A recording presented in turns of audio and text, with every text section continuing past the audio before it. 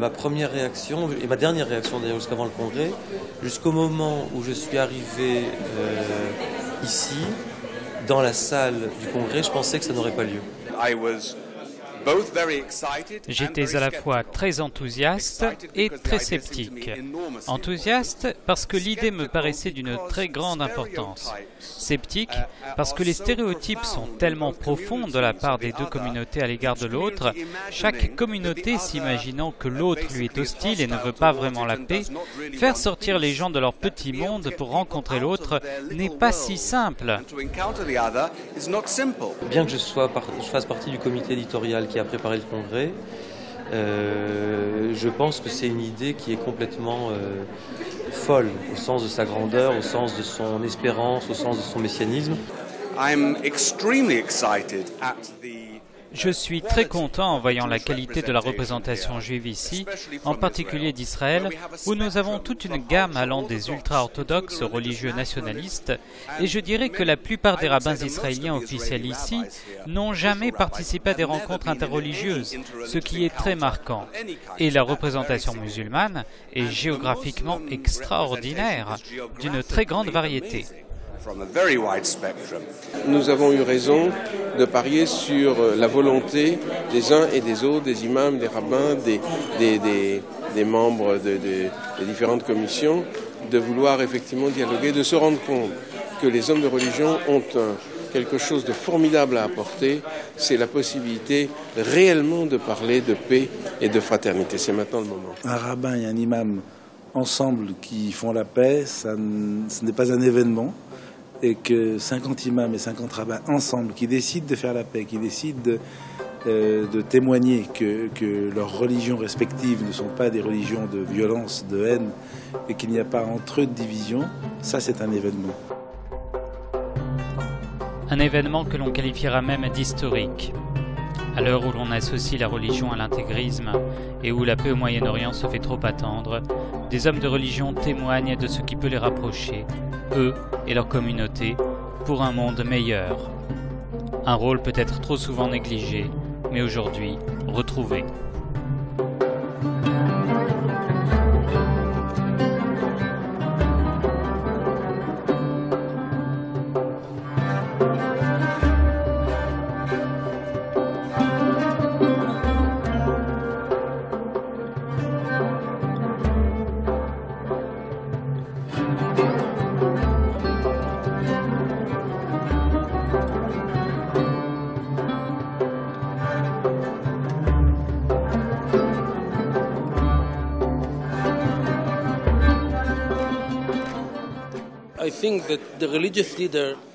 Les leaders religieux ont une influence énorme sur les croyants, bien plus que ne l'ont les hommes politiques. Par conséquent, il est important qu'ils se réunissent et que l'on voit non seulement la qualité, mais aussi la quantité, tant de rabbins et d'imams venus du monde entier avec un seul but, faire la paix, ensemble, parler, dialoguer. Nous devons prendre nos responsabilités.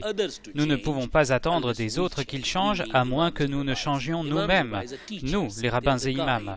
Les imams et rabbins sont des enseignants, des guides, des aides et interprètes des Écritures. C'est à eux de se dresser contre leurs propres extrémistes, à eux d'éduquer leur propre communauté pour collaborer au bien commun entre les musulmans et les autres. L'islam n'est contre rien ni personne. Il s'agit de construire un monde meilleur en travaillant ensemble, ce qui ne peut venir que d'un dialogue. Aujourd'hui, ce n'est pas 50, c'est 150 imams et rabbins qui sont réunis, qui viennent d'une vingtaine de pays et qui sont venus témoigner de cette volonté d'unité, de cette volonté de paix, de travail pour la paix, et qui sont venus surtout témoigner que toute violence de destruction commise au nom de Dieu est un acte hors la loi, est un acte illégitime, mais que c'est un moyen peut-être de se battre contre l'intégrisme, contre le terrorisme, contre tout extrémisme qui alimente les foyers de division. La religion et l'extrémisme qui mènent à la violence, c'est un paradoxe, mais une réalité. Les islamistes qui ont créé le terrorisme dans le monde, avant d'abattre une personne, ils disent « Allahu Akbar », Dieu est grand. Ça veut dire quoi? Dieu est grand et moi encore plus. Dieu a créé l'homme, moi je le tue. Alors, pourquoi invoquer Dieu? Pour l'insulter? Pour lui dire « Viens voir ce que j'en fais de ta création » ? Ça peut pas être une religion, ça.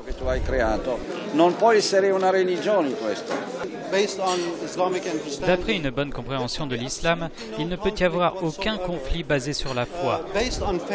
Il y a un terme dans chacune des religions qui traite de la guerre. Les Juifs parlent de milchemet mitzvah, donc d'une guerre qu'il est d'une mitzvah de faire, une guerre que l'on doit faire par ordre religieux, un devoir. Les Arabes parlent de djihad et les chrétiens parlent de croisade. Et les religions, malheureusement, au cours de l'histoire, ont été les principaux fomenteurs de guerre. Bien malheureusement, tandis que beaucoup d'actes mauvais sont commis dans le monde au nom de la religion, peu de voix en revanche de la part des autorités religieuses s'élèvent pour condamner de tels actes.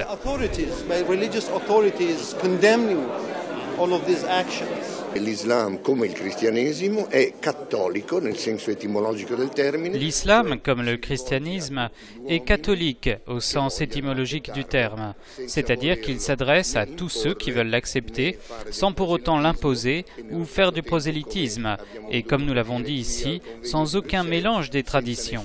Chacun doit maintenir sa propre identité religieuse, celle qui est salvatrice dans sa pratique, en reconnaissant non pas une autre théologie, mais la validité salvatrice des autres religions. Savoir que les religions sont salvatrices évite de chercher à convertir les autres par amour ou de force. Sappiamo che le religioni salvano, non abbiamo bisogno di andare a cercare di convertire gli altri o per amore o per forza. Un rabbin, par essence, est un éducateur. Et donc nous devons travailler au niveau de l'éducation. Il faut donc recenser tous les textes dans chacune des religions qui sont problématiques par rapport au dialogue.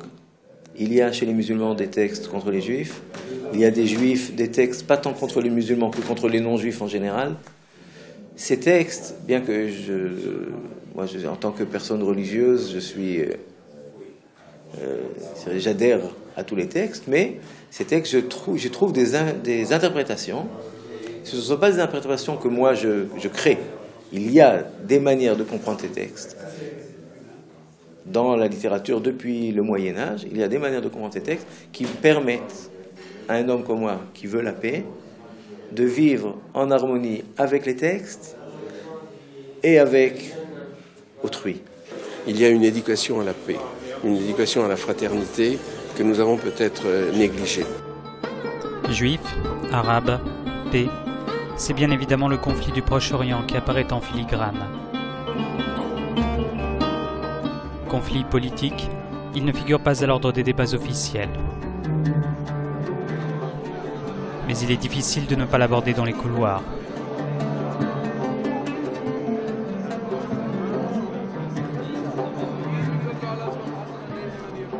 Les hommes de religion, avec une approche qui leur est toute spécifique, tentent d'apporter des éléments de solution.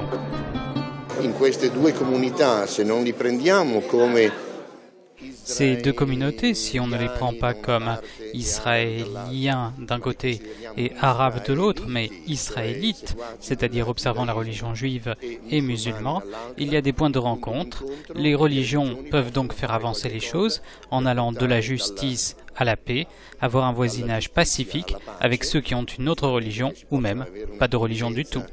pacifica con chi ha una religione e perfino con chi non ce l'ha. Les plus extrémistes sont chez les juifs des rabbins et chez les arabes des imams. Je n'ai pas dit les rabbins, les imams, j'ai précisé des rabbins et des imams. Et les deux, les uns et les autres, se servent de leur religion pour alimenter leur discours dévastateur. Donc il faut absolument travailler à ce niveau-là. Si, au lieu de réfléchir d'un point de vue moral, on essaye d'aborder le niveau éthique par le biais des textes, par le biais de l'interprétation, par le biais de la foi, par le biais de la rencontre historique et surtout par ce miracle de la rencontre entre des rabbins et des imams, une rencontre amicale puisque on se côtoie, on vit dans le même hôtel, on est véritablement dans une sorte de symbiose fraternelle. Peut-être qu'à partir de là, les imams et rabbins qui auront vécu cette expérience d'amitié pourront retransmettre au niveau de la foule une expérience, de la base, une expérience d'amitié et transformer eux-mêmes leur rapport avec l'autre, c'est-à-dire ici avec l'arabe pour le juif et avec le juif pour l'arabe. Le juif et l'arabe vivant en paix, ce n'est peut-être pas impossible, puisque d'autres, héritiers de situations bien plus tragiques, ont réussi à le faire, comme en témoigne ce moufti, venu du Rwanda, pour lire à sa façon le conflit israélo-arabe.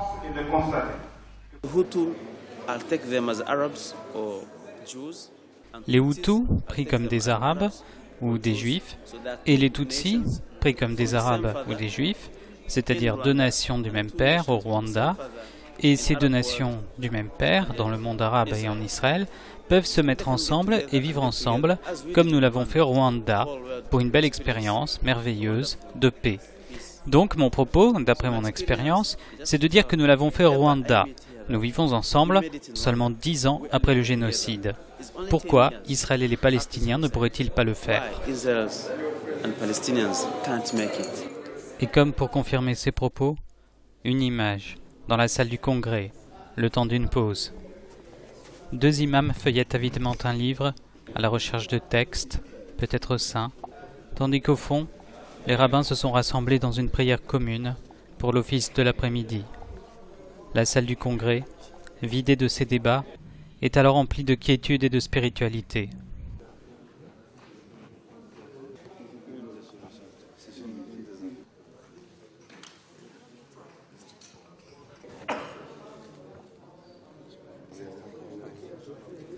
Le temps d'une pause, un sentiment d'éternité.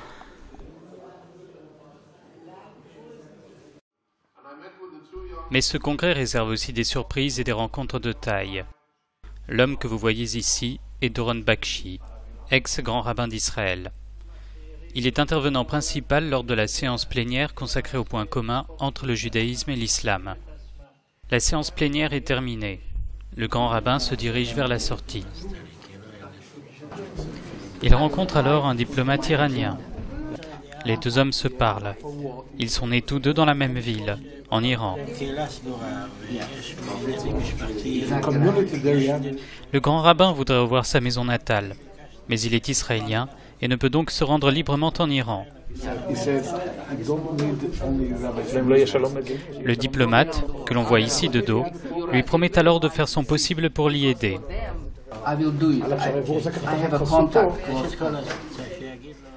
Leurs pays respectifs ne se reconnaissent pas, mais les deux hommes ne les ont pas attendus pour le faire entre eux.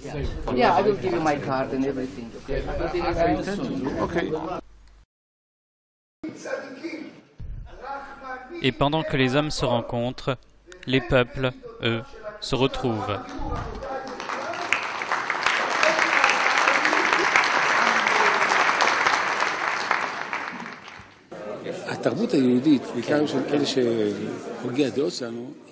La culture juive, celle qui nous est sainte, est empreinte de culture musulmane. Jusqu'à nos jours, Rambam et l'islam, Yehuda Levi et l'islam, le Gaon également. Toute notre liturgie et les classiques du judaïsme sont influencés par le monde arabe. Lorsqu'on étudie les textes de ces trois maîtres, on est obligé de se plonger à chaque fois dans des dialogues avec l'islam. On apprend aussi des choses sur l'islam. Il y a de grands maîtres de l'islam, Sharaf Arabi, El-Razali. C'est un esprit que j'ai étudié au travers des livres du judaïsme. Je vis dans un dialogue littéraire avec l'islam. Et ici, je trouve un dialogue humain.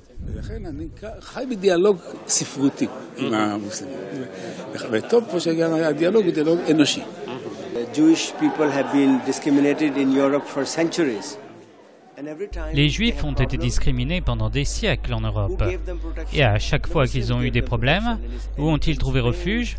Chez les musulmans. En Espagne, en Égypte, en Turquie. Il y a donc une histoire commune. Pourquoi ne pas l'utiliser aujourd'hui encore? C'est très important.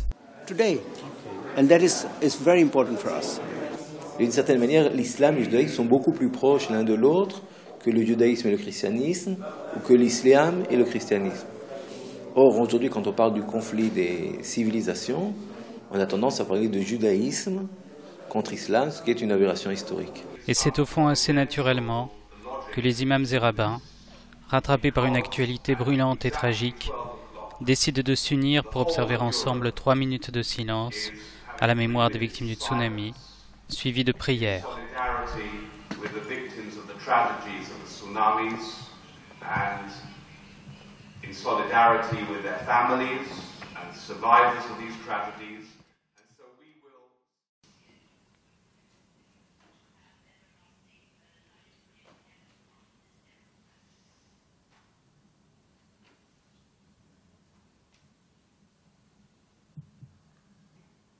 أعوذ بالله من الشيطان الرجيم بسم الله الرحمن الرحيم الحمد لله رب العالمين نشمت كل אלה שנשטפו ונהרגו ונחנקו במיתות משונות ויד הדין פגעה בם מהאנשים, נשים וטף שנספו באסון הצונאמי. Il reste que le succès majeur de ce congrès est d'avoir dissipé les appréhensions et préjugés des participants jusqu'à susciter en eux l'enthousiasme et l'émotion. Quand j'ai entendu, au début, vraiment, j'étais plutôt méfiant. J'avais peur qu'il n'y ait pas de dialogue, mais seulement des monologues et de la véhémence, et les uns contre les autres, que chacun donne son avis contre l'autre. Heureusement, Dieu soit loué. Hamdallah. Je suis très heureux de voir que l'atmosphère n'est pas comme ça. Ici, il y a de l'ouverture et du respect. Les musulmans qui sont ici et que j'ai entendu disent que le monde ne doit pas nécessairement se soumettre à leur religion, alors qu'à une époque, l'islam était conquérant. Ici, ils disent que le monde n'est pas obligé d'être musulman. Pour moi, c'est très important. Ça change toute ma vision. Si tous les musulmans pensent comme ça, on va tout droit au temps messianique.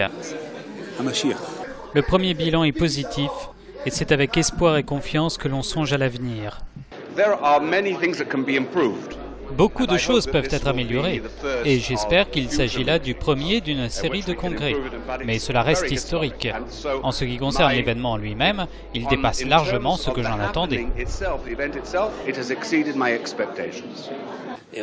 Maintenant que nous avons commencé le dialogue, il s'agit d'un début, d'un commencement. Et de là, nous allons créer nos institutions permanentes. Nous espérons créer un corps permanent chargé de suivre des points dans leur généralité comme dans leur spécificité, et aussi un comité administratif pour que les choses avancent. C'est très important que l'on sache comment passer de discussion à une mise en œuvre concrète. Et au terme de 3 jours de travaux et de sujets de réflexion, les imams et rabbins ont élaboré une déclaration commune et solennelle. Cette déclaration appelle notamment les hommes politiques et les peuples à rejeter toute forme de violence et à veiller au respect des droits de l'homme. En outre, des comités mixtes permanents sont créés afin de prendre des initiatives concrètes en ce sens. Bruxelles, pendant ces 3 jours, avait comme un air d'Andalousie.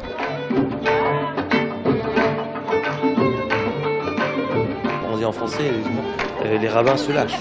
C'est-à-dire qu'il y a vraiment une ouverture, et je suis très très agréablement surpris.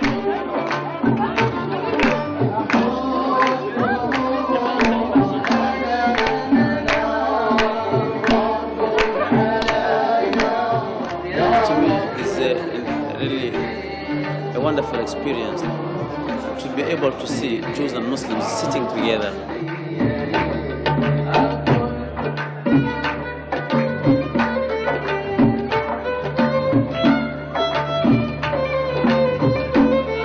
We have to speak to each other.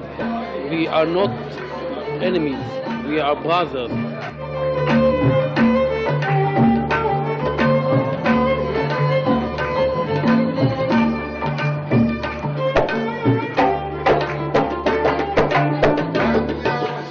Open the gates of love and care for each other. And I think if these messages in practiced, things will change.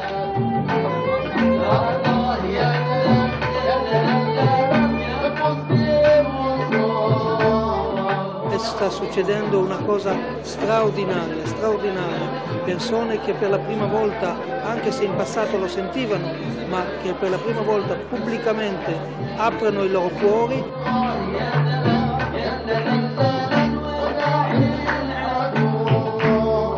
And I'm sure that the world will be better when imams and rabbis start working together.